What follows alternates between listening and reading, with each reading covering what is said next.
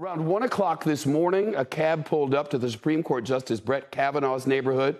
A man got out with a backpack and a suitcase.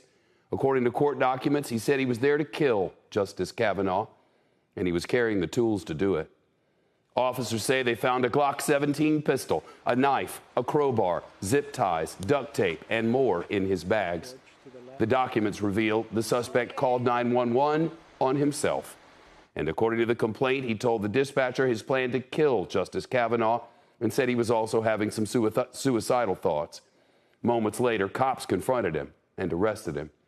The suspect appearing in federal court this afternoon, he's facing a charge of attempted murder of a Supreme Court justice.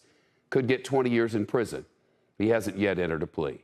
CNBC's Shamari Stone live outside Justice Kavanaugh's home in Maryland. Shamari, what more have we learned about both the suspect and this alleged plan? Well, we're learning a lot more, and people in this community are very concerned about violence. Right now, Shep, we are standing outside Brett Kavanaugh's home, and there are U.S. Marshals here. You have Montgomery County Police, and it is calm. But again, we talk to people in this neighborhood, and they are concerned about rising tensions in the nation, along with potential violence, especially after what happened last night. Now, 26-year-old Nicholas John Roski is being held without bond. He is from Simi Valley, California. According to court documents, when he got out of that cab, the individual looked at the two U.S. Marshals who were standing next to their parked vehicle and then turned to walk down the street. After his arrest, Roski allegedly told a detective, quote, he was upset about the leak of a recent Supreme Court draft decision regarding the right to abortion, as well as the recent school shooting in Uvalde, Texas. He also allegedly said he thought Kavanaugh would loosen gun laws and planned to kill the judge and then himself.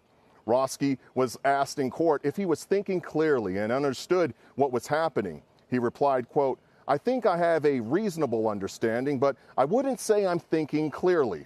Now, after consulting with his public defender, Roski did confirm that he understood what was happening. The arrest comes as the U.S. waits for the Supreme Court to rule on federal abortion rights. The concern for potential violence with the justice's ruling as we head to the midterm elections are both mentioned in the Department of Homeland Security's new bulletin warning of heightened extremist threats.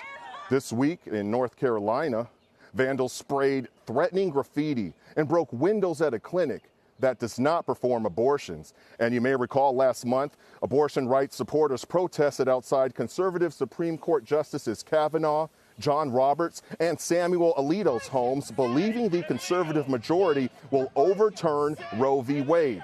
Attorney General Merrick Garland condemning all violence and threats against Supreme Court justices. This kind of behavior is obviously behavior that we will not tolerate. Threats of violence and actual violence against the justices, of course, strike at the heart of our democracy, and we will do everything we can to prevent them and to hold people who do them accountable.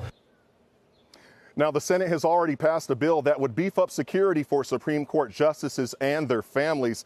Today, Mitch McConnell demanded that the House pass it. Meanwhile, Majority Leader Steny Hoyer says he is hopeful that they are close to a vote. Meanwhile, over here, you can see U.S. Marshals and Montgomery County Police are continuing to be stationed outside the home. Shep? Shamari Stone live, Chevy Chase, Maryland.